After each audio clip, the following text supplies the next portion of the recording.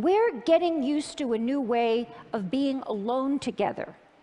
People want to be with each other, but also elsewhere, connected to all the different places they want to be. People want to customize their lives. They want to go in and out of all the places they are, because the thing that matters most to them is control over where they put their attention. So you want to go to that board meeting, but you only want to pay attention to the bits that interest you. And some people think that's a good thing. But you can end up hiding from each other, even as we're all constantly connected to each other. A 50-year-old businessman laments to me that he feels he doesn't have colleagues anymore at work.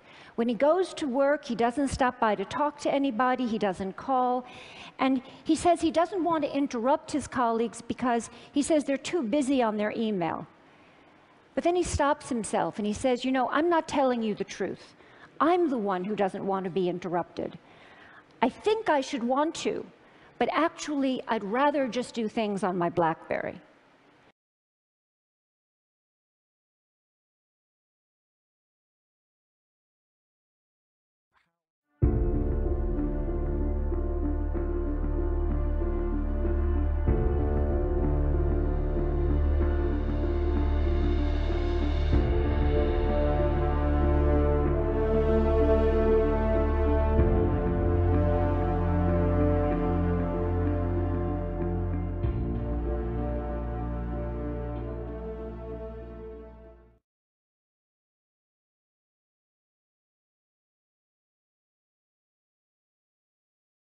So what I'm showing you here is the average 24-hour workday at 3 different points in history. 2007, 10 years ago, 2015, and then data that I collected actually only last week. And a lot of things haven't changed all that much. So we sleep roughly 7.5 to 8 hours a day. Some people say that's declined slightly, but it hasn't changed much. We work 8.5 to 9 hours a day. We engage in survival activities. These are things like eating and bathing and looking after kids, about 3 hours a day. And that leaves this white space. That's our personal time. That space is incredibly important to us.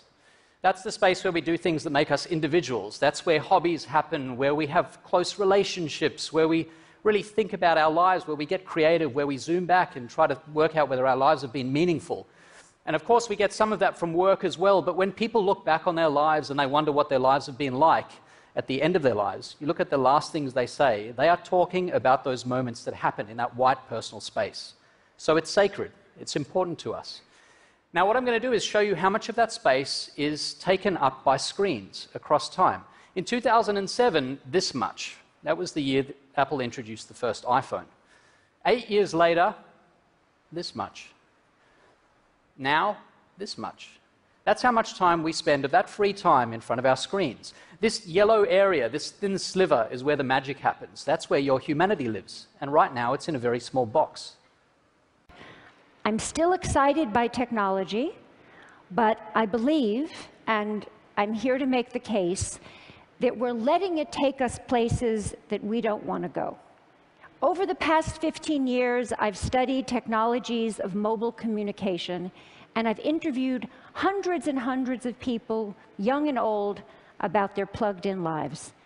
And what I've found is that our little devices, those little devices in our pockets, are so psychologically powerful that they don't only change what we do, they change who we are.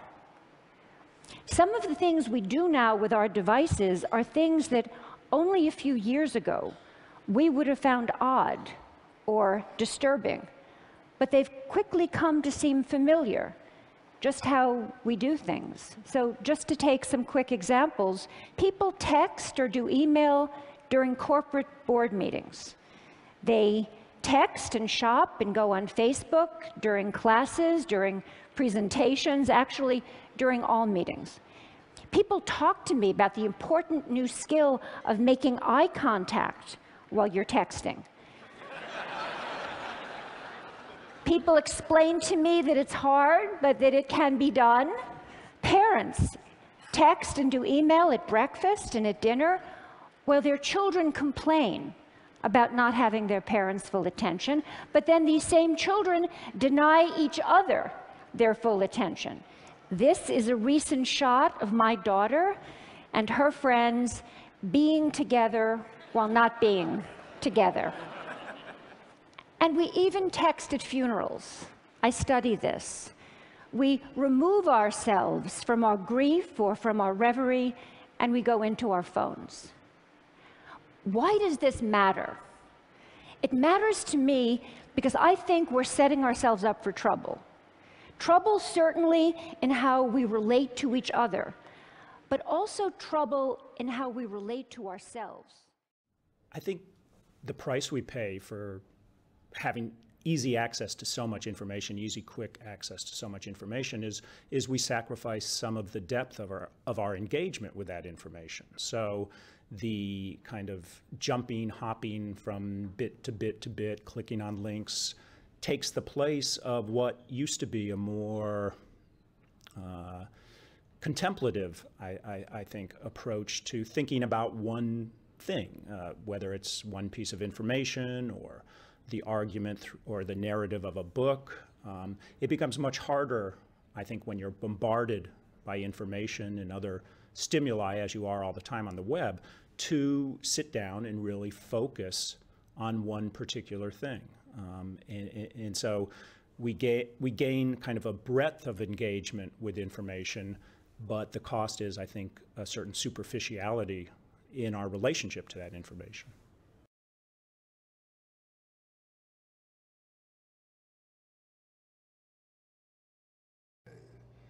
It is so much easier now to collect so much more information about what people do, what they read, what they see, what they buy, that in the hands of a government that has no respect for civil liberties, if you can imagine the sort of post-9/11 world run amok, there's an enormous threat that it would be used to silence political opposition and political opponents and enforce a kind of authoritarian regime.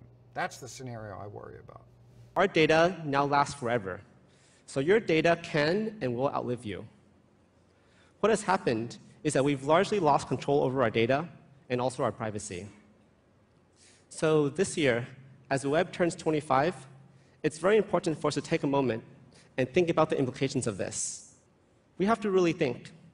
We've lost privacy, yes, but actually what we've also lost is the idea of privacy itself.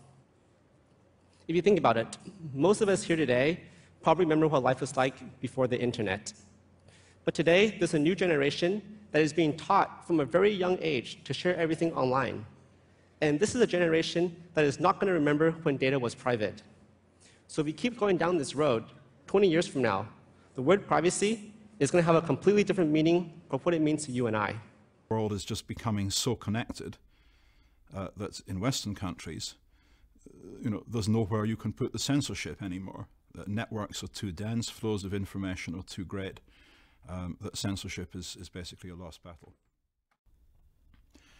The critical thing about the internet that makes it censorship resistant is the end-to-end principle. This is the idea that the network at its core is a dumb network. It just forwards packets from one address to another. The intelligence, right, the programs that act on this information are at the endpoints. The endpoints might be web servers, they might be individuals, people's PCs who are talking to each other. I'm not suggesting that we turn away from our devices, just that we develop a more self-aware relationship with them, with each other, and with ourselves. I see some first steps. Start thinking of solitude as a good thing. Make room for it. Find ways to demonstrate this as a value to your children. Create sacred spaces at home, the kitchen, the dining room, and reclaim them for conversation. Do the same thing at work. At work, we're so busy communicating that we often don't have time to think. We don't have time to talk about the things that really matter. Change that. Most important, we all really need to listen to each other, including to the boring bits, because it's when we stumble or hesitate or lose our words that we reveal ourselves to each other.